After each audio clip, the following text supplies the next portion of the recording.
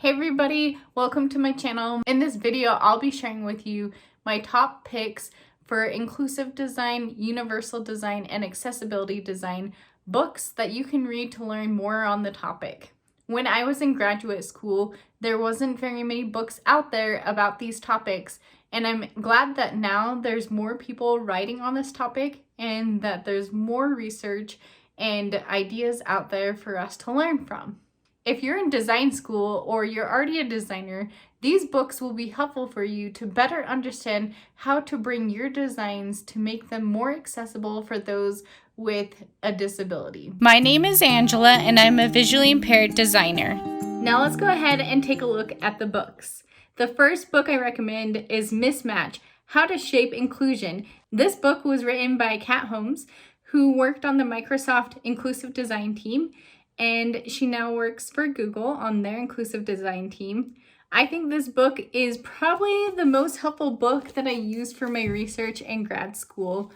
It actually came out while I was in grad school, so I was pretty excited to be one of the first people to have my hands on this book. And I've read this book a couple of times.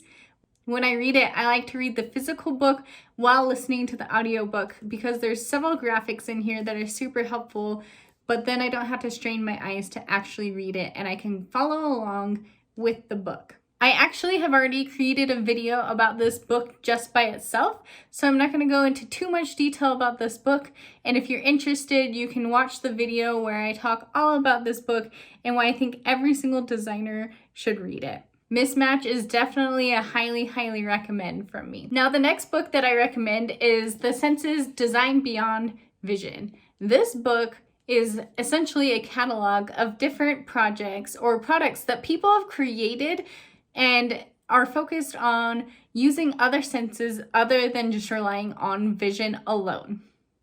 This was first curated from an exhibit at the Cooper Hewitt in New York City, which was super exciting that I got to go to that exhibit while in grad school. Even though the exhibit still doesn't exist, you can use this book to really help you see a lot of different examples of what other people have done. I use this book all the time for inspiration and help me get my thoughts going when I'm a little stumped on trying to think of a different idea. And this is a very visual book. It has a lot of images in it. And so I think this one would be worth getting a physical copy because then you want to be able to make notes and see all the images that are in here and just be able to interact with it that way. A couple of examples in this book that stood out to me was one, there was a bike lock that if someone tried to break it or cut it, it would make a really nasty stench that smelled like a dead skunk when you cut open it. And so if you opened it improperly, it would be a really nasty smell.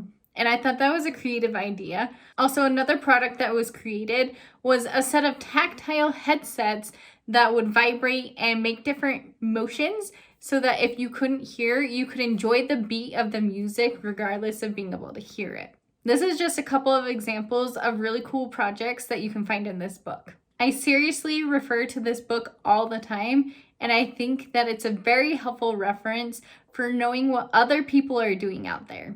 The next book on my list is A Natural History of the Senses. This book was written in 1991, so it's a little bit older than the current books that I will be recommending, but this book is definitely worthy of a read. It focuses on talking about different examples of how senses are used over time. And it really points out and helps you see how there's so many different ways that we use our senses in our everyday lives without even realizing it. This can be a good foundational book to help you better understand how our other senses are used. The next book is Accessible America. This is a book that I also read physically while listening to the audiobook. This book has some images, but I don't think that they impact the story or helping you understand the book. So if you wanted to, this one would be fine with just listening to the audiobook. This book talks all about the history of accessibility and design and how really over time we have been creating designs that are accessible, not all designs, but it talks about the improvements that we've had over time and how things have progressed. It talks about specific examples like curb cuts and handicapped buttons when you're trying to enter a building. It talks about bus ramps and kitchen tools as a couple of examples. This book is a really good foundational book if you want to understand how accessibility and design work together. I really thought that this book was well written, and I would recommend this book to any designer who wants to better understand accessibility and how it plays in with design, which I think all designers should understand that. So basically, I recommend this to any designer. The next book that I recommend is The End of Average by Todd Rose. It's about how we need to stop designing for the average person and consider people on the outside of what the average is. So if you think about a bell curve, there's people on both sides of the spectrum who are possibly being excluded from a design because we're focusing on the average person. And so this book was really helpful for me to understand this concept of how we need to focus on other people other than the average. This book really gives some helpful advice about how you can take this principle and apply it to your design, as we live in a world where people design for people who are the same, and it kind of talks about how we need to focus on not treating people as the same and having a variety of ways to interact with the design. All right, the next two books I haven't actually read myself, but they are on the top of my reading list and I'm super excited to read them, and they've been recommended to me by a couple of people and I've had my eye on them for a couple of months now. The first book is Building for Everyone: Expand Your Market with Design Practices from Google's Product Exclusion Team. So I think it can be really helpful to learn from other teams or companies that have already been being innovative in the area that you're looking to study. So I'm super excited to see what the Google Exclusion Team has to say in this book. I know this book was previously not available to the public, and so I'm excited that they released it so that we can read it and learn from their experience. The second book that I'm excited to read is called Inclusive Design for a Digital World: Designing for Accessibility in Mind. This book focuses on the theory of design thinking and explains how that works when it comes to digital products specifically. I'm excited to read this book because currently I'm a product designer and I create digital products.